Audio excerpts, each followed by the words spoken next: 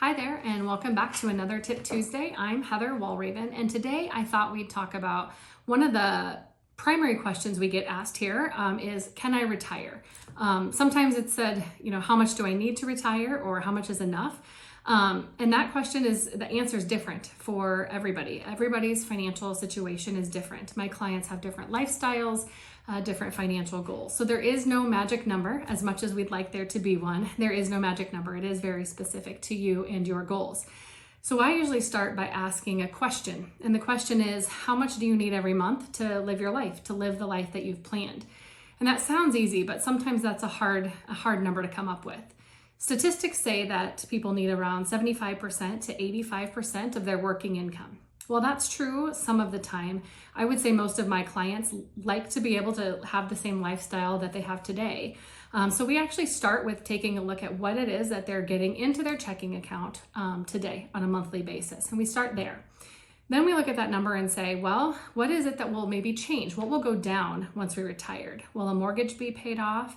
Will the cost of gas go down? Maybe we don't travel as much for work, so gas might be different. So we start to subtract things that might go away. Then we also have to have a conversation of what might be increased, what might be added back. Sometimes we have goals of traveling or maybe buying a second home or a boat or a camper. Health insurance is always something we have to count as an expense as well. So we really get into what it is that you might want to add back to that monthly amount. So once we've really identified how much it is that you need on a monthly or annual basis to live your retirement life, then we start looking at what other income sources will you already have. Most of the time that's Social Security. So we have to decide when you're taking it. That can happen anywhere between 62 and 70. That decision is more convoluted than we have time for today, but we would be looking at when does that make sense and what is the value of that on a monthly basis.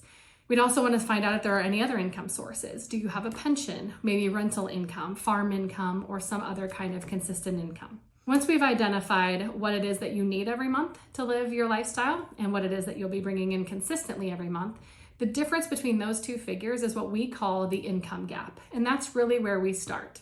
Everything starts with how much do we have as a gap that we're solving for. So then the next thing we take a look at is what is the value of all of the investments or all of the retirement funds you've saved. That could be in your 401k, 403b, 457 plan, your investment accounts, your stocks, bonds, mutual funds, annuities perhaps, whatever cash savings you have saved up for this time, for retirement. And then we multiply that gross number by either 4 to 5%, depending on your risk tolerance, and we take a look at what that figure is. If that number is equal to or greater than that income gap figure we started with, then congratulations, you're probably pretty likely to be able to retire and fulfill your lifestyle goals. Now, of course, there are a lot of things that we have to maneuver. There's taxes, depending on what kind of taxable buckets those are. There's taxes we have to take into account for inflation and things like that. But theoretically, you could feel pretty good about being able to retire. If you do that calculation and that number is less than that income gap, then we have some conversations to have.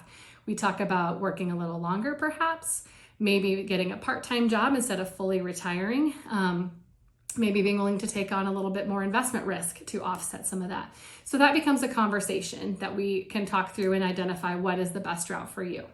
So I hope that helps at least give you a starting spot. If you are having that question, wondering if you can retire, we would love to be able to answer that for you.